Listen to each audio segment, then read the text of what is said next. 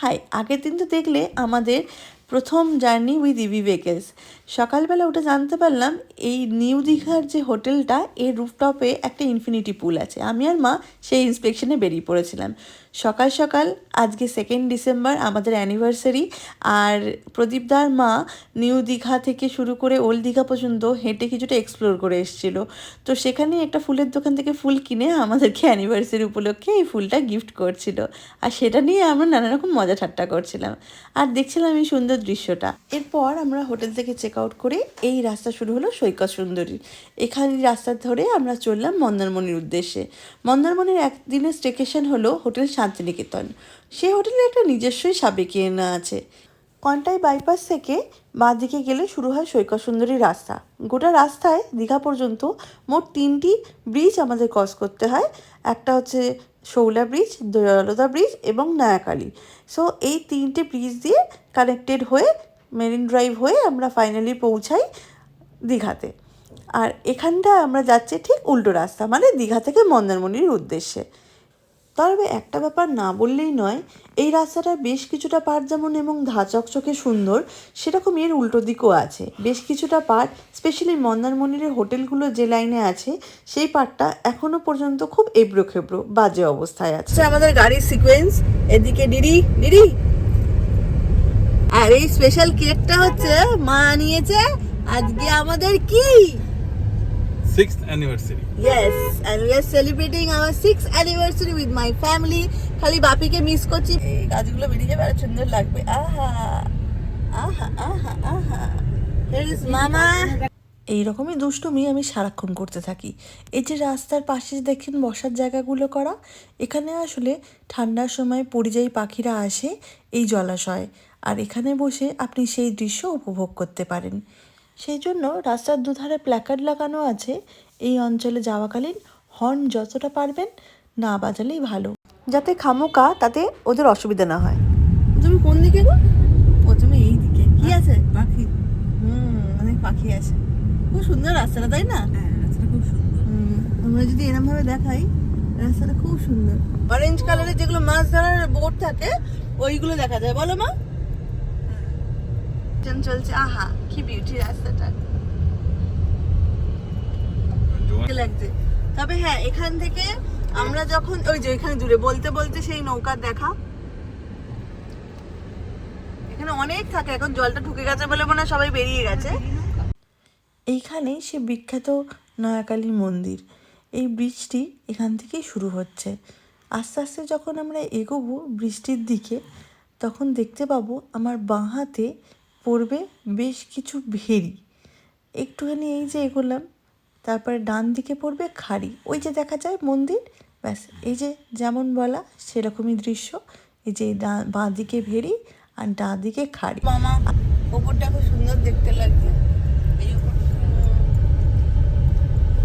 দিদি, ऊपर में क्या है? ऊपर में पेड़ है। এই যে এই রাস্তাটাও দেখতে পাচ্ছেন একদম সুন্দর তৈরি করেছে, ব্লকগুলো একেবারে নতুন। এইভাবে রাস্তার দুধারে নারকেল গাছগুলো আর সবুজ ক্ষেত আর এক সাইডে সমুদ্র, এইভাবেই আস্তে আস্তে এগোতে থাকতাম সেই বিখ্যাত সৈকত সুন্দরী মেরিন ড্রাইভের রাস্তা দিয়ে। এই ব্যাস পৌঁছে গেছি। এবার দেখতে থাকুন কি অপূর্ব এক্সপিরিয়েন্স। ফার্স্ট টাইম যখন এই মেরিন ড্রাইভ দিয়ে গেছিলাম না, সেই অভিজ্ঞতা ভোলাবার নয়। তাই আমরা চেষ্টা করছিলাম মাম্মাম আর প্রদীপদাকে সেই এক্সপিরিয়েন্সটা দেওয়ানোর জন্য। মাঝে মধ্যে ফোন কল আসছিলো, আমরা ততটাই বিরক্ত হয়ে বলছিলাম ফোনটা রাখো তো, এরম দৃশ্য চলে গেলে চোখে এনজয় করো, ফোনে নাই বা ক্যাপচার করলে। ব্যাস, যেমন বলা তেমন কাজ। আমরা আস্তে আস্তে ক্যামেরাবন্দি আমি করলাম, কারণ এটা আমার 3rd টাইম এক্সপিরিয়েন্স। আর বাকিদের বললাম চোখ ভরে মন ভরে এই দৃশ্যটাকে ফ্রেমবন্দি করে। আজ সারাদিন যে ঠিক কী কী প্ল্যান তা আমরা নিজেই জানি না। এই যে ব্রিজটা গেল, এবার আস্তে আস্তে এরকম আরও 2টো ব্রিজ আসবে। তবে প্রথমের ব্রিজটা আমরা মিস করব, কারণ ওটা বগুড়ান জলপাই দিয়ে ঢুকলে পাওয়া যাবে। মায়ের দেয়া এই গিফটটা নিয়ে আমি ভীষণ এক্সাইটেড। এই যে উপরে দেখা যাচ্ছে শৌলা ব্রিজ সামনে আসতে চলেছে, কিন্তু আমরা আজকে অত দূর যাবো না। পৌঁছে গেছি আমরা শান্তিনিকেতন রিসর্টের এন্ট্রান্সে। রোড থেকে মানে মন্দারমণি বিচ যে ওয়েটা আছে, সেখান থেকে 300 মিটার ডিস্টেন্স এই রিসর্টে পৌঁছাতে গেলে। আর এটাই সেই রাস্তা।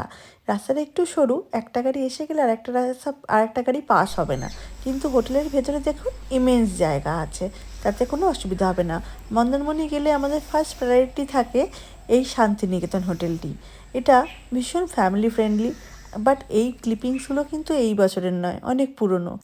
এই হোটেলের স্পেশালিটি হলো এর লোকেশান, সমুদ্র থেকে সব থেকে কাছে, এবং ভরা কোটালের দিনগুলিতে বা হাই টাইডসে সমুদ্রের ঢেউ এসে ঝাপটা মারে এই হোটেলের পাঁচিলে, তখন দারুণ দেখতে লাগে। কিন্তু আমরা এই এত বছর ধরে মন্দারমণিতে আসছি, বাট কখনো এই টোটো রাইডটা নিইনি। ফার্স্ট টাইম আমরা ভাবলাম পূর্ব বন্ধ যাচ্ছে চারদিক থেকে। এই যে কত বড় বড় মা এদিকে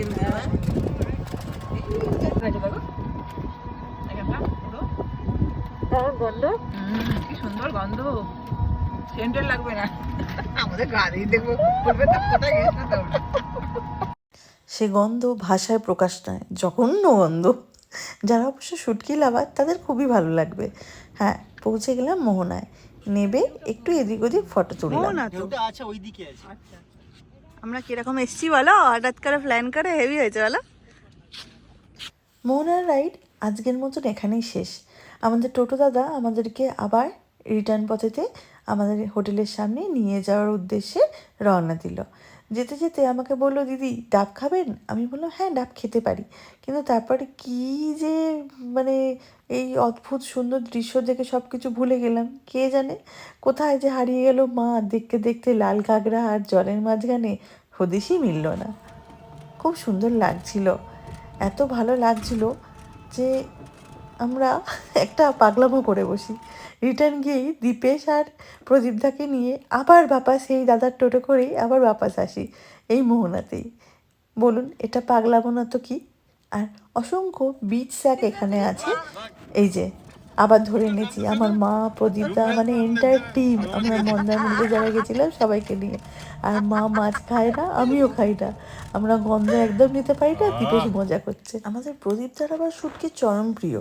কে কে শুটকি খেতে ভালোবাসো আমাকে কমেন্ট করে জানিও কিন্তু, স্পেশালি কোন শুটকি। আচ্ছা, এইভাবে আমরা সন্ধেবেলাটার দিকে এগোলাম। সকাল থেকেই বলেছি আজ আমাদের অ্যানিভার্সারি। আর এখন হলো গিয়ে সকালে দেখলে তো আমার মা একটা ফুলের তোড়া কিনেছিল। দুই বেয়ানে না শলা পরামর্শ করে একজন ফুল আর একজন কেক, এই দুটো আনিয়েছিল। যদিও মায়েরা যেতে পারেনি, আমাদেরকেই বলেছিলেন আনার জন্য, আমরা নিজেরা পছন্দ করেই এনেছি। আর মায়েদের পছন্দ হচ্ছে বাটারস্কচ কেক। এখন আমার মুখ দিয়ে জলটা কিন্তু বেরিয়ে যাচ্ছে। হ্যাঁ, তো এই বাটারস্কচ কেকটা আমরাই পছন্দ করে এনেছি, কারণ মা বলেছিল তোমাদের পছন্দ মতন এনো। আর আমাদের পছন্দ হলো আমাদের মায়েরা যা পছন্দ করে সেটাই আমাদের প্রায়োরিটি। তো সেই জন্য আমরা বাটারস্কচ কেকটাই নিয়ে এসেছিলাম। 2000 years later. নাও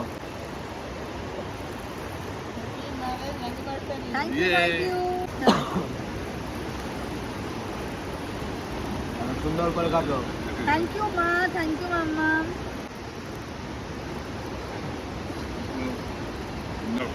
এই শেষ হয়ে গেল। কেক কাটিং পর্ব সেরে নিয়েই আমরা একটুখানি স্ন্যাক্সের অর্ডার করেছিলাম। এত জোর খিদে পেয়েছিল তার কোনো ফুটেজই নেই। তারপর আস্তে আস্তে মাকে জিজ্ঞেস করছিলাম কেমন লাগছে মাতে। How do feel? এখানে চলে আসবে মনে হচ্ছে। প্রচণ্ড জোরে ঢেউ উঠছিল। আমার ফ্যামিলিতে আমার মতন বাকিদেরও সমুদ্র খুব প্রিয়। আর এই সমুদ্রের এই কন্টিনিউয়াস আওয়াজটা আমাদের মেডিটেশনের কাজ করে। এত সুন্দর, সারা দিন আমরা এখানেই বসেছিলাম। আর কিভাবে যে একটা গোটা দিন কেটে গেল সেটাই ভেবে উঠতে পারছি না। এইভাবে হোটেল শান্তিনিকেতনে এইবারের মতন মন্দারমণি ট্রিপটা আমরা এখানেই শেষ করি। আবার দেখা হবে নতুন একটা ব্লগে। And finally thank you so much for watching our video. Bye by.